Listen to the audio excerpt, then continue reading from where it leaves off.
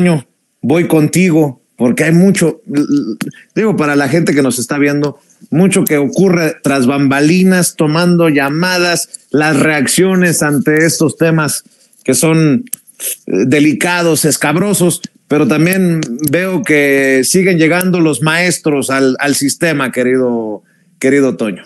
Sí, y hay mucho de qué hablar, Vicente, mucho que señalar. Fíjate, y con esto le pido al equipo que nos grabe. Me estaba dando cuenta que en la primera plana del New York Times hay una circunstancia muy cuestionable. No sé si la tenga por ahí el querido Héctor, a ver si se la pueden mandar. Se la pasé a don David desde hace rato. Pero en la portada del New York Times me parece que minimizan hasta cierto punto y ponen de forma ambigua pues esta nota que voy a platicar unos momentos más con el queridísimo Francisco Paco Cruz. Esta pseudonota que ya desmintió la misma Casa Blanca y a la que le ponen, bueno, pues los mayores bisbirules con tal de que no suena que ellos fueron los que la regaron. Mire, le ponen por ahí un encabezado y cambian el tono de la nota desde el principio de forma muy, muy rara. Lo estoy buscando por ahí, a ver si ya la tiene por ahí Héctor, me da la impresión de que no. Pero bueno, dice, en México, Estados Unidos observó la compañía que mantuvo un líder. En inglés es, in Mexico, US eyed company a leader kept, ¿no? Que es un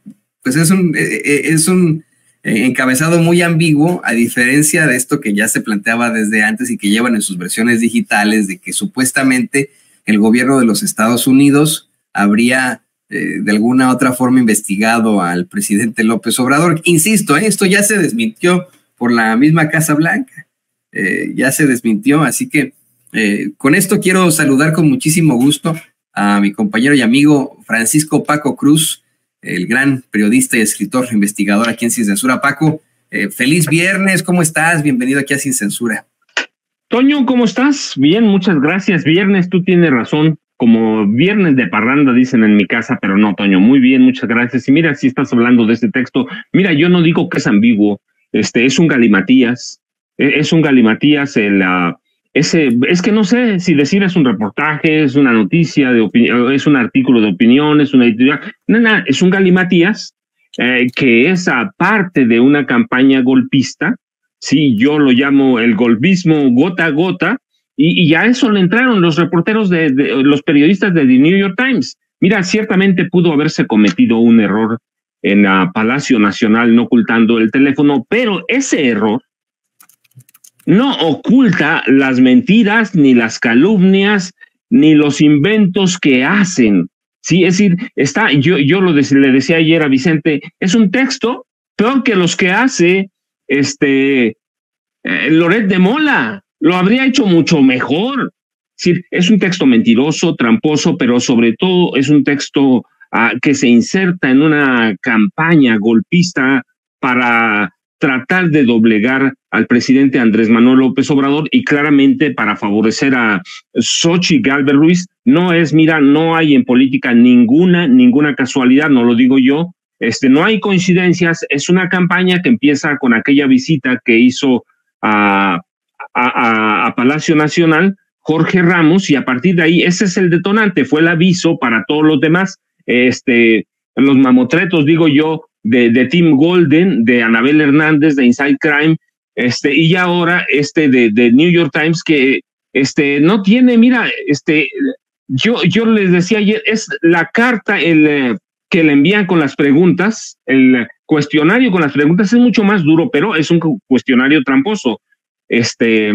Toño, es muy tramposo porque lo que hacen es que obligar prácticamente al presidente a autoinculparse sin tener ellos nada. Tú sabes, cuando hay un juicio en muchos países, incluido México, los abogados son tramposos y te preguntan, diga si es cierto como lo es, que hay por ahí un video en el que usted aparece con los narcos y nada más puedes contestar sí o no, y era ese cuestionario tramposo. Si tú ves el cuestionario palabra por palabra o pregunta por pregunta, es un cuestionario tramposo que intenta hacer que se autoculpa el presidente López Obrador, es decir, es un texto golpista, y la periodista, que es la que lleva la investigación, la jefa de los corresponsales de México, pues nada más lo único que hizo fue refritear y actualizar el texto de Anabel Hernández y de Tim Golden. Es lo que hace, verdaderamente hay que fijarnos, y eso es parte, para mí, es parte del golpismo de la DEA. Yo lo he documentado y lo he dicho. Desde hace años, la DEA retomó tareas que tenía la Agencia Central de Inteligencia, que también hay que decirlo, tiene un brazo antinarcóticos, pero no lo usa, por lo menos en México lo ha usado menos, y hay una historia grandísima de la DEA ya como parte de los ejes de inteligencia del gobierno de Estados Unidos, sobre todo del Departamento de Justicia, para promover golpes de Estado en varios países. La DEA lo podemos llevar ya bien a la caída de Manuel Antonio Noriega en Panamá. Antes de eso, la CIA, recuerdas, estaba Bolivia, estaba Argentina, Chile, en el que el mismo Nixon metió la mano directamente, y ahora usan a la DEA. Y esta reportera del New York Times y el reportero se prestaron a eso. Hace mucho el New York Times dejó o perdió ese prestigio que tenía. Mira, yo lo he dicho no solo con el New York Times, lo he documentado con El País. En el gobierno de Peña Nieto, El País recibió más de $1,000 millones en contratos para otras cosas, y recibió $400 millones en inversión del Grupo Atlacomulco. Es decir, son periódicos que responden, como los periódicos mexicanos, a intereses oscuros, a intereses empresariales, y hace mucho perdieron. Yo recuerdo, y seguramente tú también, Toño, cuando estabas ahí en la Carlos Septién, que cuando decían, viene un reportaje del New York Times contra un político mexicano, no, hombre, ese político mexicano se escondía bajo de las piedras. Sí. Hoy, el presidente López Obrador. Nos le hicieron creer así de la forma más desafortunada, nos endiosaron al New York Times, al periódico español El País, ¿no? O sea, nos decían, el que termina en el New York Times es porque ya vaya que la hizo, pero solamente admiten a los que estudiaron en la Universidad de Columbia, ¿no? Que supuestamente es la mejor para periodismo, y ahí fue Xochitl Gálvez, ¿no? A reunirse con los estudiantes. O en El País de España, ahí busquen ustedes estar en El País de España, ¿no? Imagínate, era algo que en todo caso pues resultaba muy, muy cuestionable, pero con la idea que nos vendían de forma muy desafortunada a jóvenes en aquel entonces, y que le siguen dando, siguen planteando que hay ciertas plumas que son muy buenas, y la verdad se han convertido en unos verdaderos payasos, en unos charlatanes ellos, ¿no? A pesar de que pues en algún momento tuvieron algún tipo de carrera periodística. Pero ¿sabes qué nos grave, Paco? Tú eres especialista en estos temas de crimen organizado, tú has investigado durante un largo tiempo, por ejemplo, a Genaro García Luna, a todos los expresidentes, esos vínculos que han tenido incluso con los cárteles del crimen organizado. Yo quiero que sigamos analizando la nota del New York Times, y que hoy llevan incluso en su primera plana, la llevan en una partecita pequeña de la parte derecha, en esto que tú dices es un galimatías, efectivamente. Dice, en México, Estados Unidos, se observó la compañía que mantuvo un líder. Pero hay algo que llama aún más la atención, y es que la nota no solo la firma Natalie Kitroyev, o como se pronuncie, quien es quien detenta el buró del New York Times en la Ciudad de México.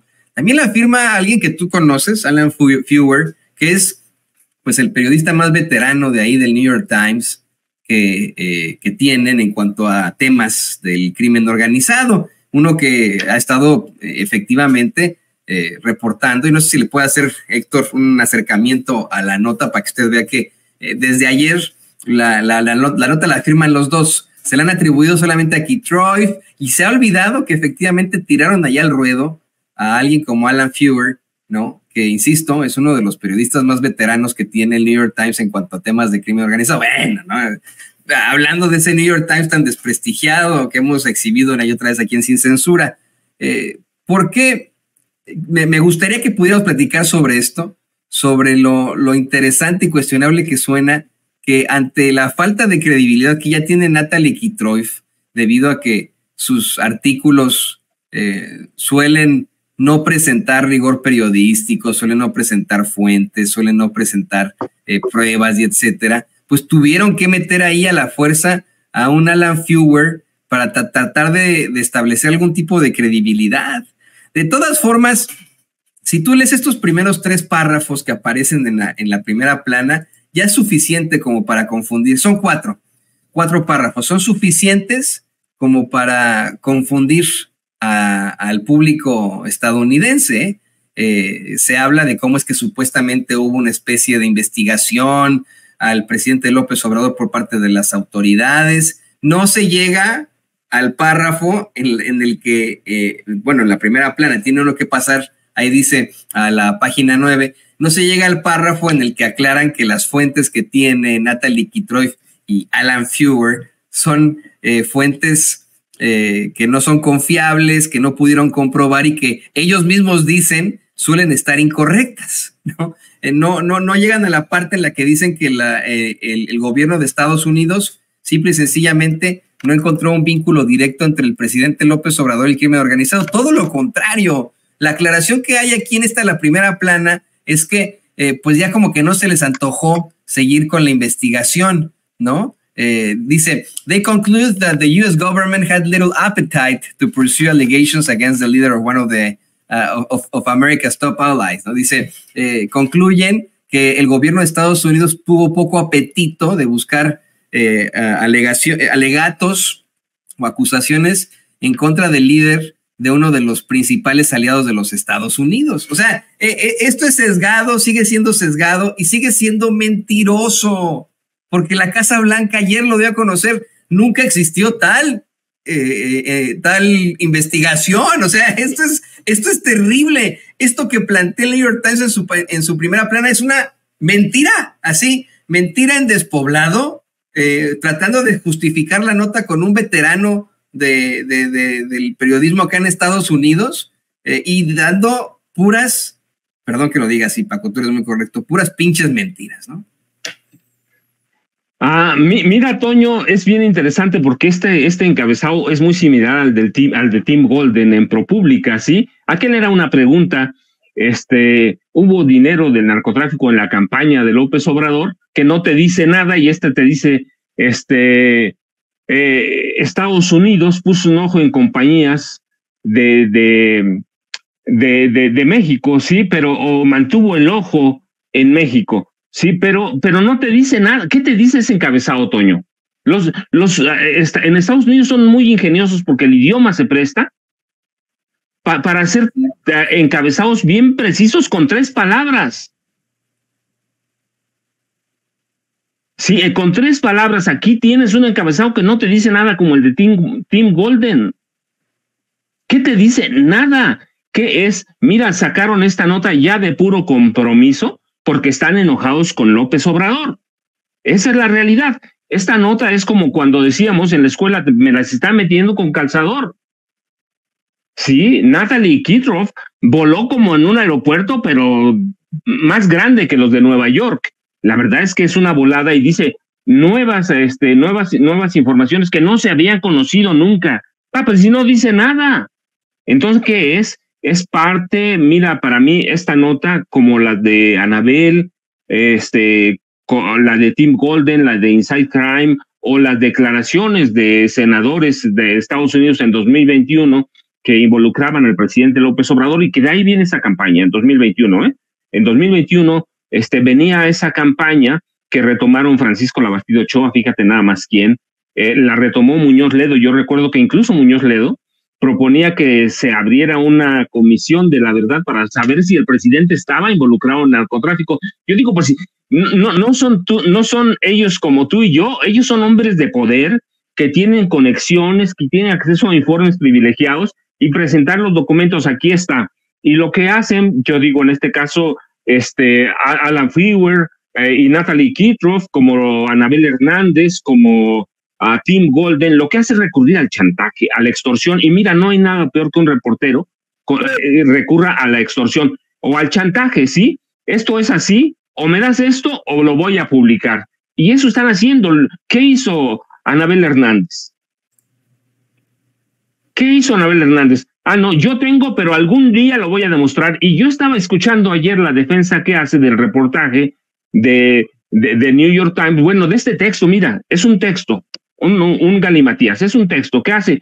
Dice, no, es el New York Times, mira, yo les dije que iba a salir más, pues sí, por si la DEA va a sacar más, nosotros mismos lo anticipamos, Toño, pero no con meses, lo anticipamos hace como 1 año y medio, dijimos, va a haber una guerra sucia, pero violenta, disruptiva, ¿para qué? Para tratar de derrocar al presidente López Obrador, y si no pueden, a su sucesor o sucesora, en esa época no sabíamos, hoy sabemos que es Claudia Sheinbaum, y te digo, para mí hay un aviso clarito, llegó Jorge Ramos y detona todo eso, es dirigido, es bien planeado, ¿sabían los reporteros? Claro que sí sabían, mira, no somos ingenuos, Toño, no somos ingenuos, ni Anabel, ni estos 2 reporteros del New York Times, ni Tim Golden, son inocentes, ya sabemos lo que queremos, sabemos cuándo una fuente nos engaña, sabemos lo que queremos hacer, no hay en todo este texto una fuente real que te diga, hay esto. Por ejemplo, yo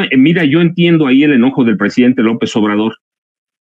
Entiendo el enojo del presidente porque están involucrando a sus hijos sin una prueba sólida. Si dicen que hay una grabación o una foto, lo que haya sido, en la que los hijos del presidente López Obrador reciben dinero, la presenta. Somos reporteros. El periodismo no es un acto de fe, Toño, y lo que están haciendo estos 4 reporteros, los 2 del New York Times, Tim Golden y Anabel, es que sea un acto de fe.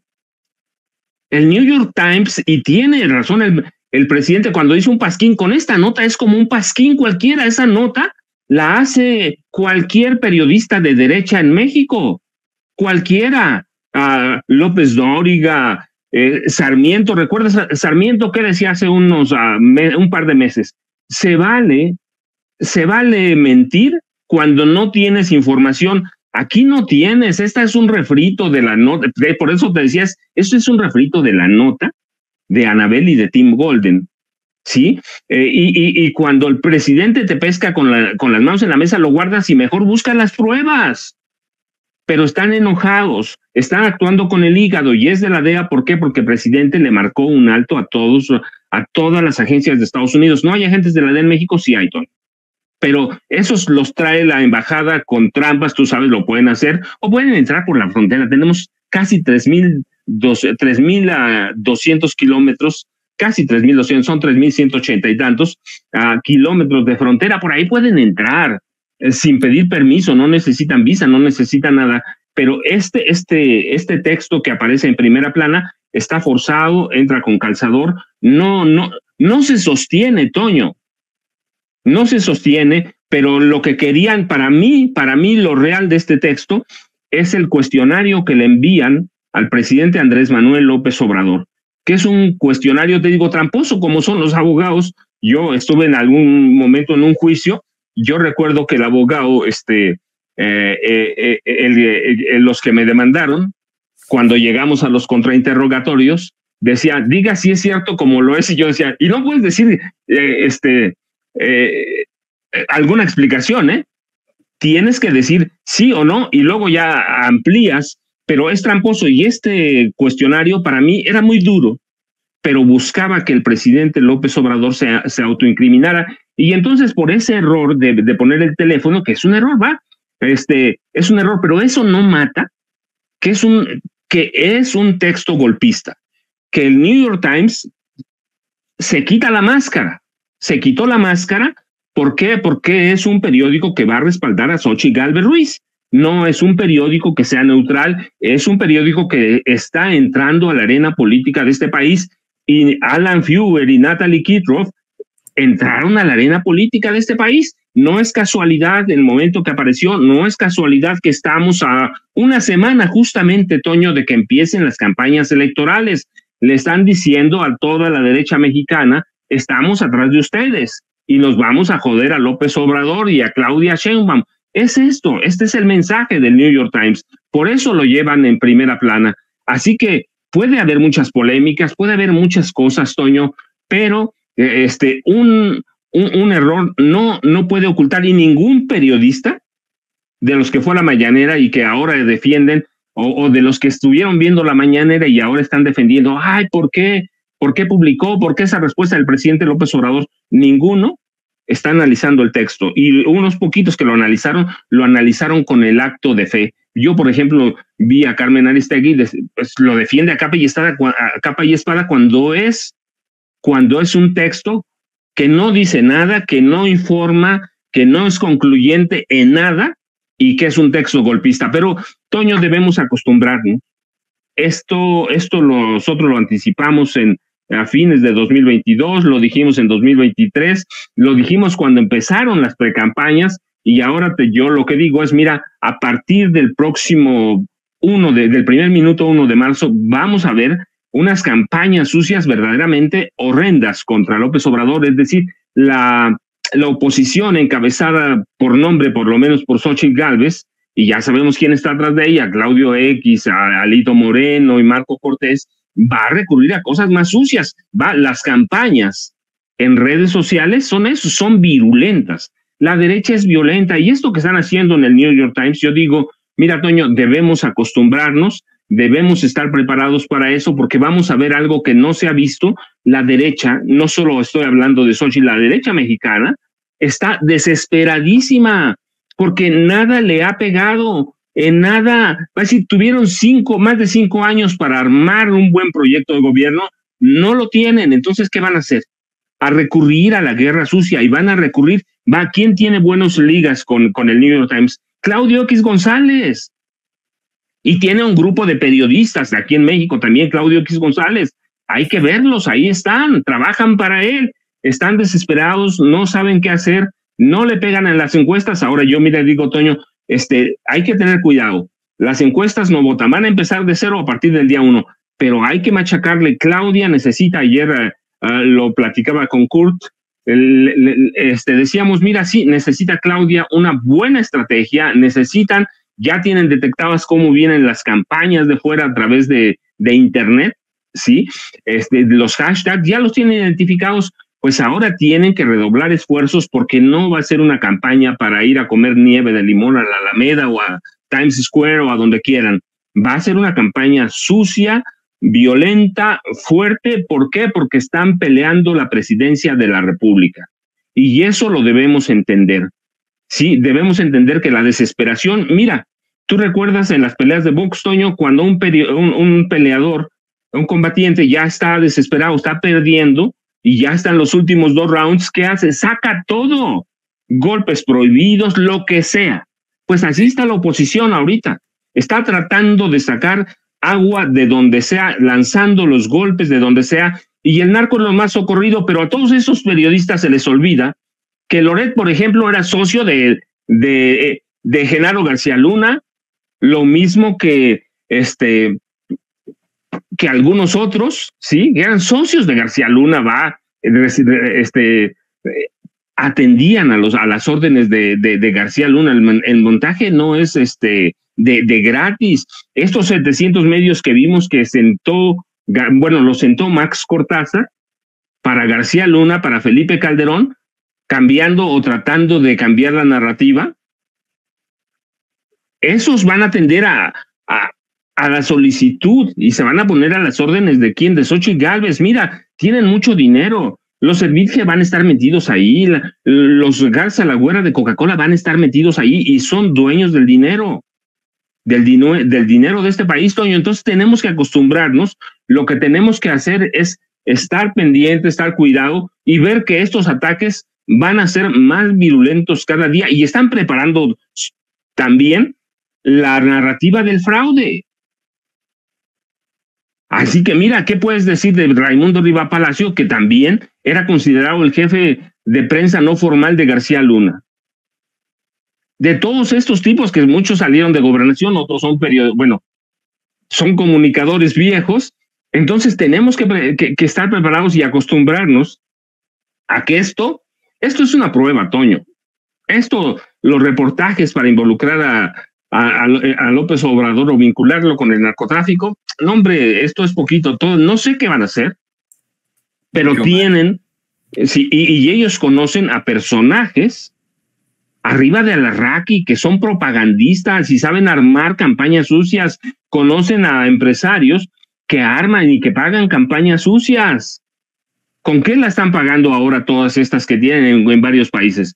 Con dinero de gente que tiene mucho dinero. No, mira, si hay una familia que tiene $5,000 millones, $5,000 millones, no pasa nada si invierte 5, 10, 15 millones de dólares en la campaña de Xochitl Gálvez. Es como un pellizquito, menos que un pellizco. Sí. Lo mismo con los Servitje de Bimbo, que ya están metidos ahí en la campaña o en las campañas sucias. Entonces, Toño, esto no es nada. Los priistas y los panistas son violentos por naturaleza. Los empresarios también. Antes no hacía nada porque tenían controlado al presidente de Peña para atrás, Peña, Calderón, Fox, al que tú pongas, lo tenían bien controlados. Hoy no lo tienen controlado. Así que, ¿qué van a hacer? Tienen la guerra sucia, tienen temas y van a buscar hasta el fondo. Mira, solo tenemos que fijarnos qué ha hecho Carlos Loret de Mola en los últimos 2 años. Todos los días una nota contra el presidente de la República. López Obrador ha parado todo. No le han encontrado nada, no se lo van a encontrar, Toño, pero debemos acostumbrarnos, Toño. Bueno, más que acostumbrarnos, preocuparnos, porque son cada vez más duros estos ataques, estas circunstancias que nos presentan pues ahí en el New York Times, de esto que están utilizando. Te quería plantear una circunstancia muy, muy cercana a todo esto y le pido al equipo que nos grabe. Tú has sido periodista, investigador durante mucho tiempo, durante muchas décadas, y por supuesto que en algún momento, por ser humano, porque corre sangre por tus venas, pues me imagino te ha pegado algún tipo de investigación, de circunstancia fuerte que hayas investigado. Por supuesto que te has enfrentado a políticos. ¿Sabes a lo que me refiero? Yo estoy pensando también en la personalidad de alguien como Natalie Kitroev. Hoy el New York Times sale a decirnos que el presidente López Obrador está amenazando la integridad de su reportera, de su corresponsal y quien está al frente de su buró en la Ciudad de México, Natalie Kitroev, y etcétera, etcétera, ¿no? A mí me parece que es el New York Times y estas pues esferas que están detrás de este tipo de ataques y este tipo de notas, los que están poniendo en riesgo a sus propios reporteros, a sus propios periodistas, a menos de que Natalie Kitroev sea una sociópata a la que pues no le importe lo que opine la gente, a la que no le importe toda esta cantidad de críticas y de cuestionamientos que le están llegando. Creo que está pasando un muy mal rato en estos momentos, al hablar de su carrera periodística, al hablar de cómo la recibe en estos momentos ese pueblo de México, que en su mayoría aprueba a López Obrador. Ahí están las encuestas, ¿no? Ya hay incluso marcajes de más del 80% de aprobación al gobierno del presidente López Obrador, a pesar de este tipo de campañas. Y yo se lo digo a usted que nos ve, que nos escucha, Natalie Kitroev, pues vamos, es también, ¿no? Pertenece de alguna otra forma a estas élites. Su mamá es académica acá en los Estados Unidos, una reconocida diplomática acá en Estados Unidos. Ella estudió en Princeton, ¿no? Una de las universidades más importantes acá del Ivy League. Y vamos, antes del New York Times no la conocíamos. Resulta muy interesante que para el buró de la Ciudad de México, que es tan importante para ese diario, hayan aventado a alguien así. No sé, tampoco no quiero minimizar su trabajo, pero no con tanta experiencia como si la han tenido otros periodistas del ramo, como el mismo Tim Golden, que estuvo también al frente del buró del New York Times en la Ciudad de México. ¿Qué crees tú, Paco, que esté pasando en estos momentos en la vida, en la realidad de alguien como Natalie Kitroev? No sé, Toño, pero mira, la verdad es que yo creo que sí sabe lo que hace, entiende bien lo que hace, sabe que escribió algo muy mentiroso, muy tramposo, pero pues ya, es decir, es una mujer que fue a la universidad, que estudió todo, pero no debemos darnos por sorprendidos, porque mira, estoy leyendo, por ejemplo, un post de Dole Esteves que dice: Putin y AMLO son los dos mandatarios más peligrosos para los que ejercemos el periodismo crítico. El primero, Putin, arresta y asesina, y el segundo, acosa y pone en peligro, pero se le olvidó nada más una cosita, ¿sí? Con Calderón fueron asesinados 121 periodistas, con Peña 96, y los mataban. En esa época los mataba el gobierno. No estoy justificando nada, quiero decir que hay que poner los contextos, y en este caso de esta periodista de Estados Unidos, pues es una periodista de derecha, yo no me puedo prestar a escribir algo así. Es decir, trabajo en el New York Times y puedo publicar lo que se me pega la gana. Trabajo en ProPublica y puedo hacer lo que se me pegue la gana. Puedo mentir, puedo alterar, puedo amenazar, puedo tratar de que se autoincrimine a una persona. No, hay formas de hacerlo, ¿sí? Hay formas de ser periodista. Yo digo, un reportero lo único que tiene para conducirse es la verdad. Y estos textos que tenemos yo no sé, tú fuiste cuántos años a la Carlos Septién, no sé si te mostraron que así era un reportaje, pero eso sí, no cumple con las reglas de un reportaje. Hasta tuve un año extra porque me tomé un semestre ahí de instrucción acá en Estados Unidos, pero sí, nunca me enseñaron que fue así. En todo caso, o sea, lo que uno aprende en la carrera y ya en nuestro trabajo como periodista es en el rigor periodístico, ¿no? Lo que uno aprende es la aplicación del método científico a cualquier tipo de investigación periodística. ¿Qué es eso? Bueno, tener una tesis y comprobar esa tesis mediante una serie de pruebas de pruebas documentales, de testimoniales, de investigaciones, etcétera, etcétera. Lo que tú haces, que debidamente fundamentas en tus libros, por ejemplo, ¿no? Tienes toda la razón. Esta investigación, este reportaje, si me lo permites, yo creo que sería reprobado por cualquier maestro allá en Princeton, ¿eh? O sea, cualquier profesor o profesora de Princeton, esta nota del New York Times, yo creo que la hubiera reprobado ahí en la carrera, no, a menos que sean una mierda de maestros ahí en Princeton, que lo dudo, ¿no? Se supone que son las mejores escuelas, se supone que son las escuelas del Ivy League, ¿no? No, mira, Toño, yo creo que ella sabe, en todo caso le hubiera puesto artículo de opinión, pero claro, no hubiera pasado la primera plana, le hubiera puesto cualquier otra cosa. La información es un derecho humano y como tal debemos conducirnos con la verdad, debemos presentar algo creíble, debemos presentar algo que podamos comprobar. El caso, te digo, yo lo mezclo mucho ahora con Anabel Hernández porque se pusieron con su cuestionario y las declaraciones de Anabel se pusieron al nivel de que en algún momento son chantajistas y el periodista nunca se puede permitir el chantaje, nunca, jamás, porque entonces quedamos a nivel de mafiosos, lo mismo que hacen los mafiosos, recurren al chantaje, a la extorsión, y si tú acusas a una persona, en este caso, no es porque sea López Obrador, puede ser cualquier persona, que tú digas, fulano de tal está involucrado en narcotráfico. O sea, lo tienes que probar, Toño. Es básico que te lo enseñan en la escuela, se lo tienes que probar. Pero si tú, después de publicar algo que no puedes probar, amenazas y dices, yo tengo la información para que se caiga el presidente de la República. Imagínate, Toño, aún si fuera López Obrador, yo lo he dicho, aún si fuera López Obrador, si yo tengo en mis manos documentos para tirar al presidente, lo que hicieron en Watergate, no tiraron directamente a Nixon, pero ¿qué hicieron? Pero lo tiraron. Finalmente termina renunciando Nixon. Bueno, pues uno también. Entonces, yo lo que digo es, si tú tienes pruebas como periodista, porque luego vemos otras cosas que son, que ni son comunicadores, o son funcionarios, o aspirantes a funcionarios, si tú tienes pruebas de algo, las presentas. No amenazas, no chantajeas. Lo que hicieron esta periodista del New York Times, lo que hacen Anabel, es estar amenazando, chantajeando. Eso solo le queda a los mafiosos. Nosotros no somos mafiosos.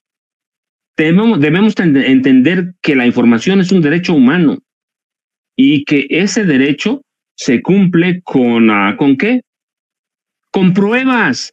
Y es un tema delicadísimo, crimen. No importa que sea drogas, pudiera ser asesinato, extorsión, secuestro, trata de personas, lo que sea. Si tú acusas a alguien, como en este caso están haciendo esta periodista, están haciendo Anabel, Tim Golden, lo debes probar. Lo otro es especulación político y en este caso, por la fecha, es recurrir al golpismo poco a poco. Sí, yo digo golpismo gota a gota. ¿Por qué? Porque le estás dejando saldar una cosa, otra y otra. Entonces, eso es chantaje, es extorsión y eso es propio de mafiosos, Toño. Así es propio de mafiosos que no caben definitivamente en el periodismo. Ya lo dijo Kapuczynski, este oficio no es para los cínicos. Esta plática da para mucho más, pero se nos está yendo la hora como de costumbre. El equipo que nos graben esto sí. Ir al último tema de este análisis tuyo, querido Paco. Efectivamente pasó inadvertido, pero esta semana comenzaron a desclasificarse los primeros expedientes con informes sobre las matanzas en Aguas Blancas, en Acteal, la herencia desafortunada y terrible de alguien que también quiere seguir opinando desde la infamia, desde su condición nefaria, Ernesto Zedillo. Mira, Toño, sí, Ernesto Zedillo va a pasar a la historia por muchísimas cosas, el Fobaproa, porque él le dio la facultad y le ordenó a Genaro García Luna crear bandas de secuestradores, porque la familia de su esposa, Nilda Patricia Velasco, controlaba el cártel de Colima, su papá y los hermanos de ella. Va a pasar a la historia por las matanzas también. ¿Recuerdas el 28 de junio de 1995? En el vado de Aguas Blancas fueron cazadas casi 50 personas. De esas perdieron la vida 17 y 21 resultaron heridas por órdenes del gobernador. Y Zedillo, que tenía del gobernador Rubén Figueroa Alcocer, que uno de los personajes más siniestros, junto con su papá Rubén Figueroa, que ha tenido la política de este país.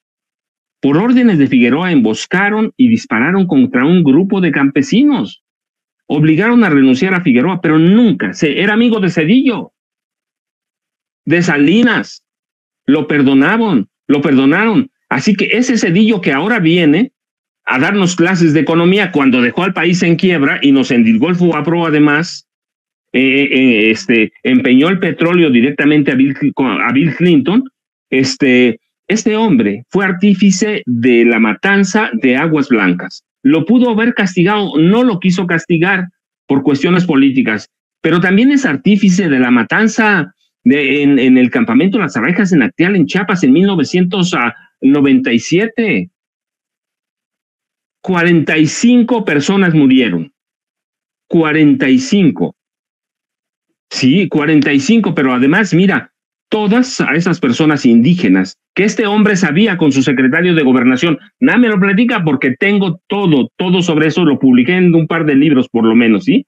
El 22 de diciembre, un grupo de paramilitares se mimetizó con la selva, llegó al campamento de Las Abejas apoyado con morteros de 81 milímetros, ametralladoras 0.5, de 120 disparos por minuto, fusiles de asalto G3, aditamentos especiales con mira telescópica, y fusilaron y descuartizaron a 45 personas, incluidos niños. 45, 9 niñas, 21 mujeres adultas, 5 de ellas estaban embarazadas, 6 niños y 9 adultos, y resultaron heridas otras 10 mujeres, 4 niñas y 7 hombres, entre ellos 4 niños. Fue una carnicería, como fue carnicería la matanza de Aguas Blancas. Así que, Toño, hoy empiezan a desclasificar la información y no debemos olvidar que esta es la herencia de Zedillo, y en Acteal los mataron por la espalda, y en el gobierno de Zedillo por lo menos 400 indígenas fueron ejecutados. Así que hoy lo empiezan a desclasificar, pero esta es la herencia del zedillismo, Toño, y no debemos nunca pasarla por alto. Sí, no, en definitiva esto tiene que seguirse exhibiendo, especialmente cuando tenemos, como bien mencionas, un Zedillo que viene aquí a darnos clases de economía, siendo pues uno de los principales artífices del Fobaproa y de decisiones muy cuestionables, deja tú tecnocráticas, decisiones muy cuestionables en su sexenio, pero bueno, como siempre ha sido un análisis muy importante, muy profundo el que nos haces aquí en Sin Censura, Paco. Muchas gracias, de verdad, como de costumbre. Qué bueno que podemos platicar de estos temas. Mientras tanto, bueno, pues te pido que también nos compartas tus redes sociales para que la gente se ponga en contacto contigo y ya sabe, Paco está también conduciendo varios de nuestros espacios aquí en Sin Censura. Toño, pues yo te agradezco y además te mando un abrazo de fin de semana, pásala bien con tu familia, yo ya sabes, @Paco Cruz Jiménez en X, antes Twitter, @Francisco Cruz Jiménez en Facebook, así que ahí estamos pendientes, Toño, y nos vemos el próximo lunes. Nos vemos el próximo lunes, un abrazo que va de vuelta y también deseo que todo salga muy bien con tu familia este fin de semana. El queridísimo Francisco Paco Cruz, periodista, escritor, aquí en Sin Censura.